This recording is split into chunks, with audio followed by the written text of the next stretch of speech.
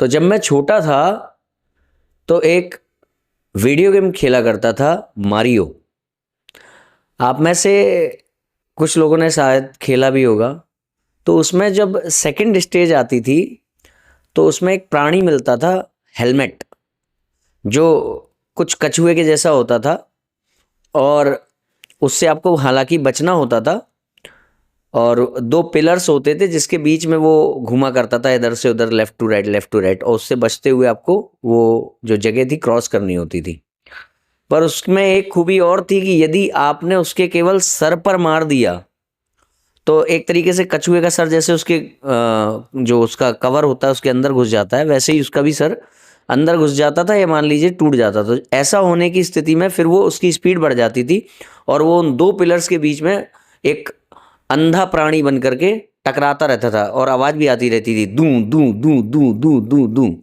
आप उस स्टेज में आगे भी चले जाएं और यदि किसी कारणवश आप पीछे आते तो आपको वो जो हेलमेट वाला प्राणी है वो वैसा ही करता हुआ मिलता था, do do do do do do. तो कुछ ऐसी ही मानसिक स्थिति है रामपाल को फॉलो करने वाले अधिकांशतः लोगों की। उनको आप कुछ भी बता दो, वो अंधे बैल की तरह, अंधे क्या कहते हैं, उसी हेलमेट की तरह, उसको हम लोग हेलमेट कहते थे। अब पता नहीं वीडियो गेम के जो बनाने वाले थे उन्होंने उसे क्या नाम दिया होगा, पर हम लोग उसे हेलमेट कहते थे। तो ऐसी मानसिक स्थिति कुछ रहती है ये रामपाल को फॉलो करने वाले लोगों की। क्यों? देखिए, जैसे आकर के कहेंगे कि भाई तुलसीदास जी ने जो रामचरितमानस है उसमें कहा है कि हनुमान जी स्वयं की भक्ति को मना कर रहे हैं, क्योंकि वो कह रहे हैं, हनुमान जी अपने बारे में बता रहे हैं, तुलसीदास जी उसे लिख रहे हैं कि जो सुबह सुबह हमारा मुख देख लेता है उसे दिन भर भोजन नहीं मिलता है, तो इसलिए हनुमान जी की पूजा करना गलत है। तो हम जब उन्हें ये बताते हैं कि तुलसीदास जी ने ही कहा है कि वो जो छूटई बंदी महासुख हुई, ये लोग बंदी छोड़ कहते हैं ना, मुक्ति को ये कहते हैं बंदी छोड़, बंदी से छूटना, बंदी से मुक्ति। तो वहां पर तुलसीदास जी ने भी मुक्ति के बारे में कहा है हनुमान चालीसा की रचना करते समय, जो सत बार पाठ कर कोई छूटई बंदी महासुख हुई। तो जब हम ये बताते हैं तो ये तुरंत बोलते हैं कि भाई हम तुलसीदास जी को नहीं मानते, हम तो वाल्मीकि रामायण को मानते हैं। तो ऐसे अंधे बैलों से ये पूछा जाए कि हनुमान जी को ना मानने के लिए तो तुम रामचरितमानस का प्रमाण प्रस्तुत कर रहे हो और हनुमान जी को मानने के लिए तुम्हें वाल्मीकि रामायण चाहिए। भाई यदि किसी पर विश्वास करोगे तो पूरा करोगे या अधूरा करोगे? तो कुछ ऐसी ही चर्चा आज हम लोग करने वाले हैं। जो ये कुछ एक मोटा सा चश्मा लगाने वाला प्राणी है, ये भी वो हेलमेट की याद आती है। इसने एक वीडियो बनाया है हमारे प्रतिकार स्वरूप और उसमें बताया है कि भाई ऐसी बहुत सी गाथाएं हैं जिसमें कि जो जिनको तुम भगवान मानकर पूज रहे हो वो गलत सिद्ध होते हैं, वो भगवान ही सिद्ध नहीं होते हैं। और फिर इसने बहुत से अनर्गल प्रलाप, जो जितने भी सनातन विरोधी हैं, विधर्मी हैं और मूर्ति पूजा को ना मानने वाले जो अलंकार समाजी इत्यादि हैं, वो भी इस तरह के प्रलाप करते रहते हैं। तो वैसा ही प्रलाप इसने भी किया कि कृष्ण भगवान की रास लीला है, ये है वो है जो भी है। उन सबके बीच में उसने ये कहा कि हाँ, अब तुम ये कह सकते हो कि अगर एक जगह पर ब्रह्मा विष्णु महेश का तिरोभाव आविर्भाव लिखा है या जन्म मृत्यु लिखी है, तो दूसरी जगह उन्हें परम ब्रह्म भी तो कहा गया है। तो तुम ये कह सकते हो रामपालियों से, यानी उसने कहा हमसे ये कह सकते हो कि तुम केवल ये वाला हिस्सा ही क्यों मान रहे हो जिसमें कि वो उनका मरण होना सिद्ध हो रहा है, उनकी जन्म मृत्यु सिद्ध हो रही है, वो वाला हिस्सा क्यों नहीं मान रहे हो कि जिसमें कि उन्हें परम ब्रह्म कहा जा रहा है, अविनाशी कहा जा रहा है। तो ये जो पाखंडी है, जो गधा है, गधे जैसी बुद्धि हो गई ना इसकी, तो ये बोल रहा है वहां पर कि भाई ये सवाल तो हम भी तुमसे पूछ सकते हैं कि तुम उसी को क्यों मान रहे हो जिसमें कि उनको परम ब्रह्म कहा गया है। तो मेरे भाई मिस्टर हेलमेट, हम दोनों चीजों को मानते हैं। हम उनकी उसको भी, उस चीज को भी मानते हैं कि हाँ, वो जो आविर्भाव तिरोभाव है, लीला स्वरूप उनका आविर्भाव तिरोभाव होता है, परंतु वास्तविक स्थिति में वो परम ब्रह्म है। हम इस तरह से दोनों में से किसी भी बात का खंडन नहीं होने देते। मगर तुम ये तो मानते हो कि उनका आविर्भाव तिरोभाव होता है, या फिर वो भक्ति अपनी प्रकट कर रहे हैं, या फिर किसी भी कोई भी स्थिति जिसके कारण तुम जो है उनका भगवान ना होना सिद्ध करना चाहते हो। तुम वो तो मानते हो जिससे कि उनका भगवान ना होना सिद्ध हो सके, तुम्हारे शब्दों में, तुम्हारे अर्थों में, हमारे अर्थों में नहीं। हमारे अर्थों में तो उनका भी अर्थ ऐसा निकलेगा, उन लीलाओं का भी अर्थ ऐसा निकलेगा जिससे कि वो सर्वशक्तिमान ईश्वर सिद्ध होंगे। वो किसी दिन सामना होगा तब पता चलेगा। वो तो तुम्हारे अंदर सामर्थ्य है नहीं। वो जब गुरु ही ऐसा है तो सामर्थ्य कहाँ से आएगा चेलों में? खैर, तो सबसे पहली बात यह है मिस्टर हेलमेट कि हम केवल इस पक्ष को ही नहीं मानते हैं कि भाई वो ब्रह्मा विष्णु महेश परम ब्रह्म है, और हम इसको भी मानते हैं जहां पर वो ऐसी बात कह रहे हैं कि हमारा भी आविर्भाव तिरोभाव होता है। ठीक है, मगर तुम ऐसा करते हो कि सिर्फ एक ही पक्ष को मानते हो जिसमें कि उनकी निम्नता को सिद्ध करने का प्रयास कर सको। तो अब ऐसे में हम क्यों सही हैं और तुम क्यों गलत हो, इसको हम बताते हैं कि तुम्हारा जो ब्रह्मा विष्णु महेश को या भगवान श्री कृष्ण को या उनकी किसी भी भगवत स्वरूप को निम्न प्रकट करते हुए जो तुम प्रमाणों का उपयोग करते हो, शास्त्रों के वचनों का उपयोग करते हो, तुम्हारे द्वारा उन शास्त्रों को रचने वाला ही झूठा सिद्ध होता है। और तुम्हारे जो गुरु हैं या तुम भी अपने कई अनेकानेक वीडियोस में इस बात को मान चुके हो। पढ़े जो प्राणी समझे न सारे रहे अज्ञानी, ये सारे अज्ञानी थे। ब्रह्मा विष्णु महेश दुर्गा और ब्रह्म, इनका पिता ये सरपुरुष और सतयुग के ब्राह्मण, ये सारे अज्ञानी थे। इनको यथार्थ ज्ञान भक्ति का नहीं था, पूर्ण मोक्ष का मार्ग नहीं ज्ञान था, और ये वेदों से भी परिचित नहीं थे। वेदों को पढ़े, वेद पढ़े पर कि ये ऋषि महामुनि जो जितने भी थे वो सब अज्ञानी थे, मूर्ख थे, उनके द्वारा किसी को मुक्ति नहीं मिली, ऐसा वैसा हुआ, ये हुआ वो हुआ। तो इसका अर्थ ये हुआ कि अगर तुमने ऐसा कुछ किया जिसके कारण तुम जिसको प्रमाण के रूप में प्रस्तुत कर रहे हो, उस प्रमाण को रचने वाला ही, लिखने वाला ही, प्रदान करने वाला ही गलत सिद्ध हो रहा है, झूठा सिद्ध हो रहा है, मूर्ख या अज्ञानी सिद्ध हो रहा है, द्वेषी सिद्ध हो रहा है, पाखंडी सिद्ध हो रहा है, तो फिर तुम्हारे द्वारा उस प्रमाण पर विश्वास होना सिद्ध नहीं होता। अभी हेलमेट होना, अभी बात घुसी नहीं होगी। जैसे कि मान लीजिए आपने स्कंद पुराण या कोई भी पुराण का एक वचन ले लिया, देवी भागवत का ही ले लिया। एक जगह लिखा है कि ब्रह्मा विष्णु महेश का आविर्भाव तिरोभाव है, दूसरी जगह लिखा है कि वो जो है परम ब्रह्म है, अविनाशी है। तो यदि आपने केवल ये माना कि उनका आविर्भाव तिरोभाव होता है और ये नहीं माना कि वो अविनाशी हैं, तो आपको अविनाशी ना मानने के स्थिति में ये मानना पड़ेगा कि इस लाइन को लिखने वाला व्यक्ति किसी भी कारणवश गलत लिख रहा है। लिखने वाले को गलत मानना पड़ेगा ना, क्योंकि तुम इसको मान ही नहीं रहे, सिरे से खारिज कर रहे हो, है ना। तो जब ऐसा करोगे कि ये व्यक्ति गलत लिख सकता है, जब इसकी क्रेडिबिलिटी, जब इसकी विश्वसनीयता पर आप प्रश्न उठा दोगे, तो इनके द्वारा ही दूसरा जो वचन जिसके द्वारा आप अपने स्वार्थ की सिद्धि कर रहे हो, मंतव्य की सिद्धि कर रहे हो, वो वचन भी झूठा साबित हो जाएगा। यानी कि कोई व्यक्ति अगर एक जगह झूठ बोल सकता है तो वो दूसरी जगह भी झूठ बोल सकता है। तो अब जब तुम्हें ग्रंथ लिखने वाले पर विश्वास नहीं है किसी भी कारण से, वो मूर्ख है या उसे पूरा ज्ञान ही नहीं था, या वो द्वेषवश तुमसे कुछ छिपाना चाह रहा था, जैसे कि तुम्हारी एक कहानी है कि वेदों को कहने वाला जो काल है उसको पूरे वेद दिए गए थे पर उसने कुछ छुपा लिया, या वो कहीं कहीं पर झूठ बोलता है, कहीं कहीं पर वो लोगों को भ्रमित करता है, भटकाता है, या तुम्हारे अनुसार ब्रह्मा विष्णु महेश भी अज्ञानी हैं।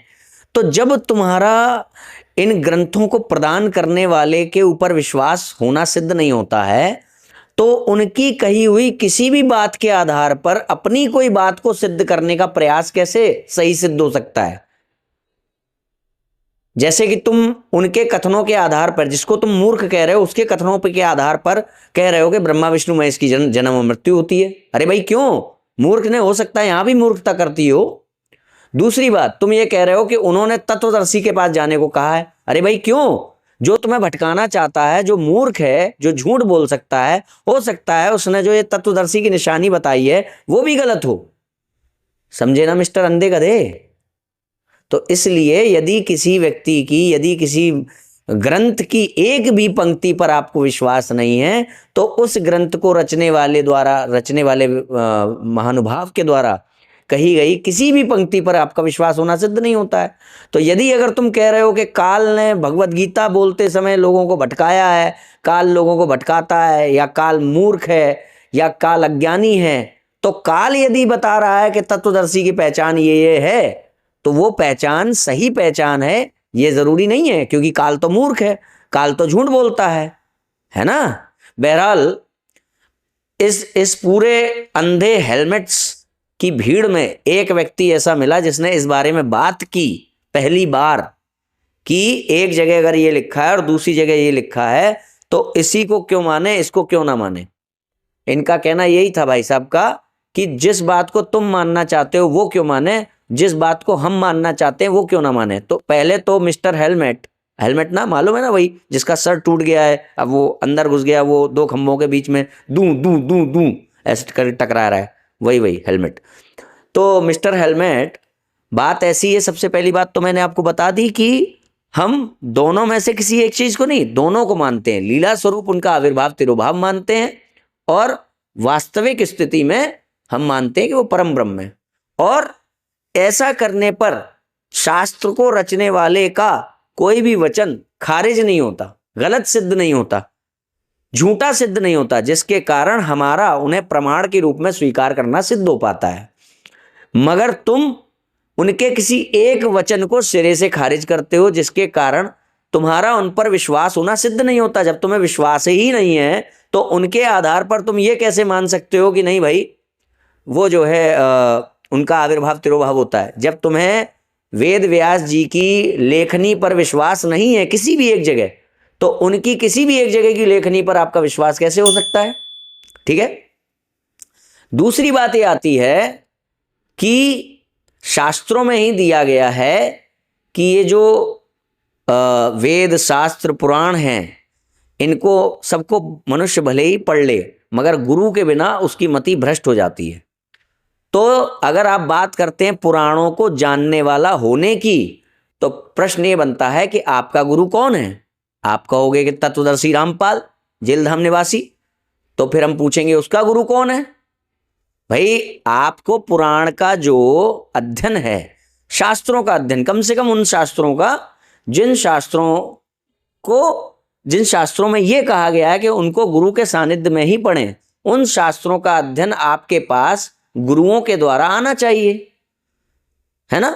तो जब आप गुरुओं की बात करते हैं तो ज्यादा से ज्यादा आप बहुत ज्यादा झूठ बोलेंगे तो कबीर तक पहुंच जाएंगे, कबीर के पीछे के गुरु आपको मिलेंगे नहीं। जबकि पुराणों का उद्गम स्थल कबीर से तो है नहीं, कबीर ने तो पुराण नहीं रचे ना, पुराण तो रचने वाले वेद व्यास जी हैं। तो कबीर से पहले का समय में भी पुराण थे, तो वो पुराण को कबीर ने नहीं रचा है, पुराण आ रहे हैं गुरु शिष्य परंपरा से। तो दूसरा फैक्ट आ जाता है कि तुम्हारा पुराणों के मामले में प्रामाणिक बातें कहना सही सिद्ध नहीं होता, क्योंकि तुम्हारा पुराण जहां से उद्भाषित हो रहे हैं वो तुम्हारी गुरु शिष्य परंपरा में नहीं है। जो पुराणों को लिखने वाला है वो तुम्हारा गुरु नहीं है परंपरा में, ठीक है।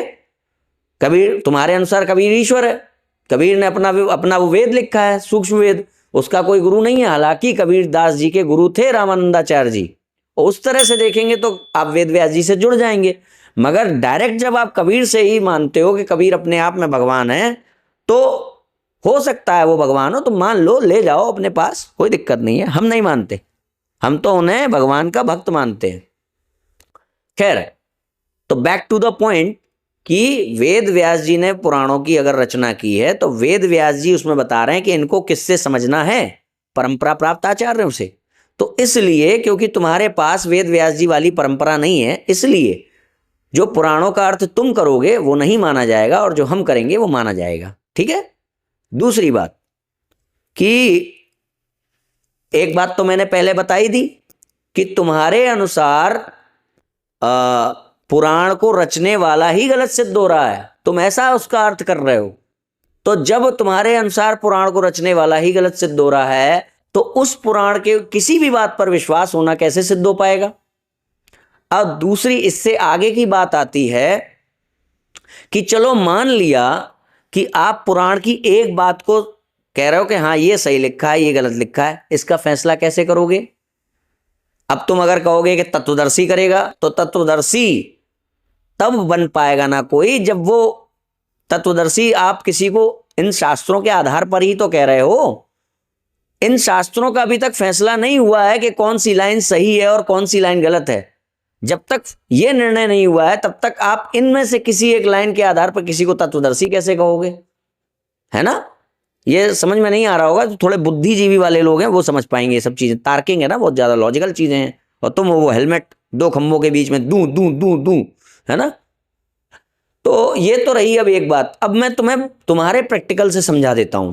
तो भाई तुम्हारे जो ये बुक्स हैं इनके अनुसार ब्रह्मा विष्णु महेश भगवान नहीं है, मगर आपकी इसमें लिखा हुआ है सृष्टि रचना में 31वें ये ज्ञान गंगा में 32वें प्रश्न का जवाब देते हुए जो जिंदा बाबा हैं वो ये बता रहे हैं धर्मदास को कि जो गीता का ज्ञान है वो परमपिता परमात्मा विष्णु ने दिया है कृष्ण के रूप में। अब इसी में ये बात भी लिखी हुई है तुम्हारे तत्वदर्शी के नाम से कि भैया नहीं, ब्रह्मा विष्णु महेश तो परमात्मा नहीं है। और जबकि तत्वदर्शी के ही नाम से फिर कबीर के नाम से लिखा हुआ है कि ब्रह्मा विष्णु मतलब विष्णु भगवान परमात्मा है, गीता का ज्ञान उन्होंने दिया है, और तुम कह रहे हो कि वो परमात्मा नहीं है और गीता का ज्ञान देने वाला काल नाम का राक्षस है। तो ये दो बातें हो गई। अब इसमें से किसी एक बात को किस आधार पर मानोगे? तुम जाहिर सी बात है कहोगे कि हमारी बात इसलिए मानी जाएगी क्योंकि हम उनके शिष्य हैं, हम डायरेक्ट उनसे मिले हैं इस किताब को लिखने वाले से। तो ऐसे ही पुराण की बात हमारी मानी इसलिए जाएगी क्योंकि हम उन शिष्यों के शिष्य हैं जो शिष्य डायरेक्ट उनसे मिले हैं, है ना, उन पुराणों को लिखने वालों से। दूसरी बात कि अब अगर हम इसमें से किसी एक बात को ही माने और दूसरी बात को ना माने तो ऐसे में हमारा तत्वदर्शी पर विश्वास होना ही सिद्ध नहीं होगा। तो जब तत्वदर्शी पर हमारा विश्वास होना ही सिद्ध नहीं होगा तो हम ये नहीं कह सकते नहीं तत्वदर्शी ने कहा है कि जिंदा जो परमात्मा है वो विष्णु है, हम ये नहीं कह सकते। तो हम ये प्रमाण तुम्हें केवल इसलिए दिखाते हैं कि जिससे कि तुम ये समझ सको कि तुम्हारा तत्वदर्शी के अंदर कितनी अल्प बुद्धि है, अगर ये किताबें उसने लिखी हैं तो। हालांकि इन पर भी डाउट है कौन लिख रहा है, मैनेजमेंट लिख रहा है कि क्या लिख रहा है। तो अब बात तुमको शायद थोड़ी थोड़ी समझ में आने लगी होगी कि तुम्हारी किताबों में भी जस्ट विपरीत चीजें लिखी हुई हैं। तो फिर कोई एक बात किस आधार पर मानोगे? जिस आधार पर कोई एक बात तुम मान रहे हो या जो निचोड़ तुम अपने तत्वदर्शी की बातों का, जेल धाम निवासी की बातों का निकाल रहे हो मिस्टर हेलमेट, उसी आधार पर हम पुराण की बातों का मर्म निकाल सकते हैं। तुम नहीं, समझ रहे हो? तुम नहीं हो उसके अधिकारी।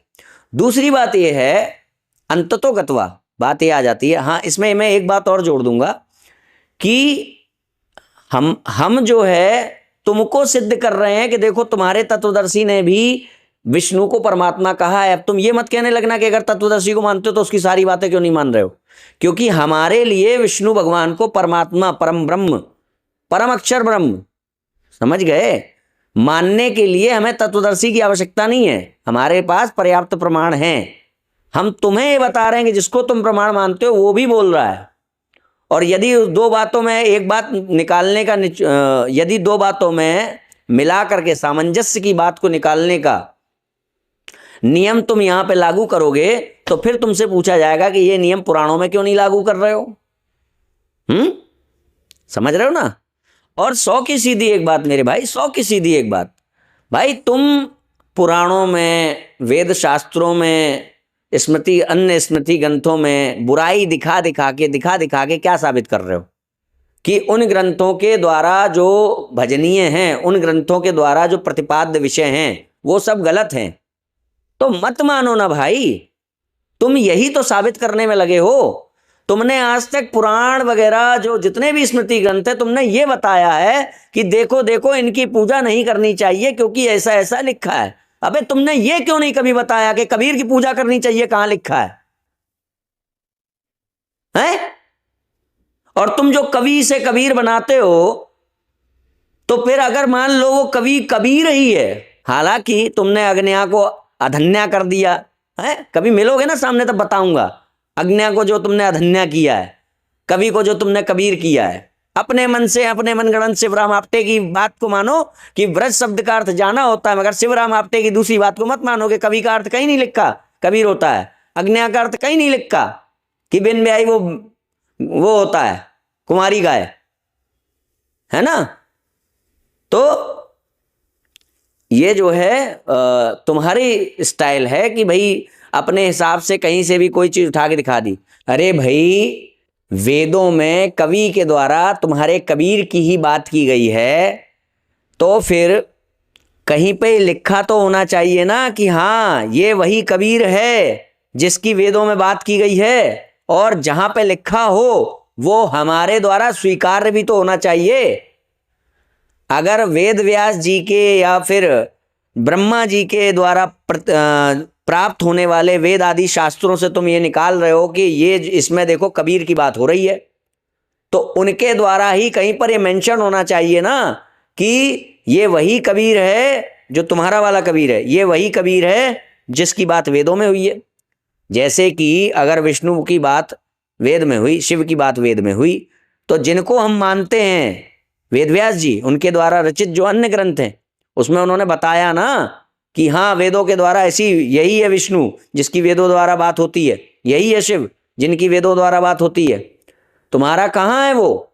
और अगर वेदों में कोई नाम आ गया, उस नाम का कोई भी व्यक्ति मान्य हो जाएगा, तो फिर हो सकता है कोई राठौड़ हो, कोई ब्राह्मण हो, कोई शिव हो, पता नहीं कितने ऐसे भगवान बनते डोलेंगे तुम्हारे हेलमेट्स के। अब तुम कह दोगे नहीं नहीं वही एक है जो कुमारा पैदा हुआ था, तो इन सब पे आकर के बात करना, वो कौन कुमारी गाय का दूध पिया था, क्या हुआ था क्या नहीं हुआ था। समझ में आ रहा है? अभी हमने तुमको ये बता दिया कि एक ही शास्त्र के एक अर्थ को मानना और दूसरे अर्थ को ना मानने वाला व्यक्ति शास्त्र पर विश्वास करने वाला सिद्ध नहीं होता। हम इस शास्त्र पर विश्वास नहीं करते, समझे? तुम्हें बताने के लिए बता रहे हैं कि तुम्हारा जो वो है तत्वदर्शी, वो कितना बड़ा क्या है वो तुम ही जानो। तो अगर तुम भी ऐसे ही हो तो ठीक है, पुराणों पर विश्वास ना करने वाले हो जाओ, बात ही खत्म हो जाएगी। तुम भी हो जाओ एक विधर्मी, दूसरा धर्म, बहुत सारे धर्म बने हैं सनातन के विरोध में, तुम भी हो जाओ। मगर ये तुम्हारी चाल है कि पुराण को वेद को मानने वाला होने वाले के रूप में अपने आप को ख्यापित करते हुए, ढोंग करते हुए हम पुराण और वेद से आदमी को दूर ले जाएंगे। गीता को मानने वाले रूप में स्वयं को ख्यापित करते हुए हम गीता से दूर ले जाएंगे, है ना मिस्टर हेलमेट? तो 100 की सीधी एक बात है कि तुमने आज तक शास्त्रों से यही तो दिखाया है कि कृष्ण बुरे हैं, राम बुरे हैं, हनुमान बुरे हैं, विष्णु बुरे हैं, शिव बुरे हैं, यही तो दिखाया है ना। अबे ये तो दिखाओ कि कबीर अच्छा है, कबीर नहीं मरता है, ये तो दिखाओ। अब तुम कह दोगे कि उन शास्त्रों में वो परम ब्रह्म की बात ही नहीं हुई है। मगर शास्त्र में तो लिखा हुआ है कि वेदोक्त धर्म ही परम धर्म है, और धर्म क्या है?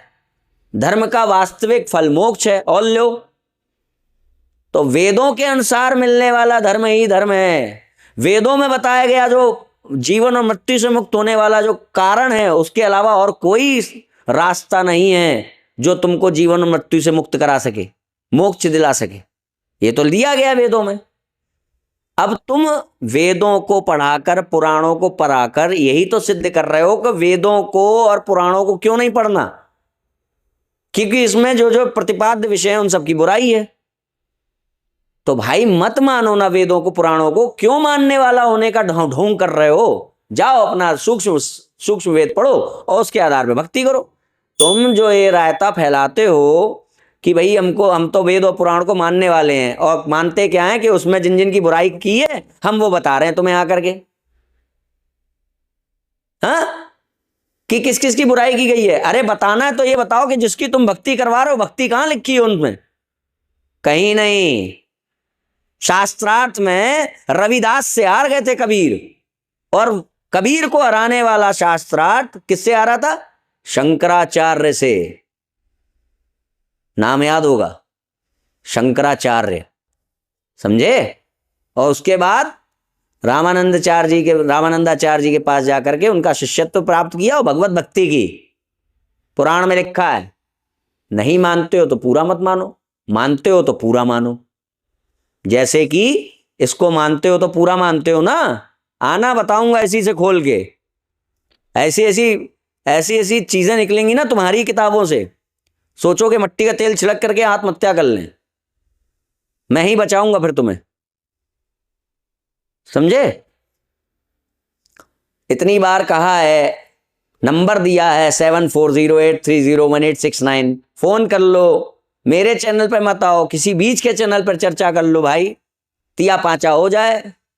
नहीं, कायर हो ना, बचपन में माँ का दूध नहीं पिया ना, इसीलिए हेलमेट दू दू दू दू दू बने रहो। अरे भाई अगर इन किताबों के द्वारा जो प्रतिपाद्य विषय हैं, अगर वो तुमको समझ में नहीं आ रहे हैं, वो बुरे लग रहे हैं, तो इससे ये नहीं सिद्ध होता कि जिनको तुम मनवाना चाहते हो वो सही है, समझे? तो इसीलिए कहता हूं, मत पड़ो चक्कर में, कोई है नहीं टक्कर में। जय श्री राम।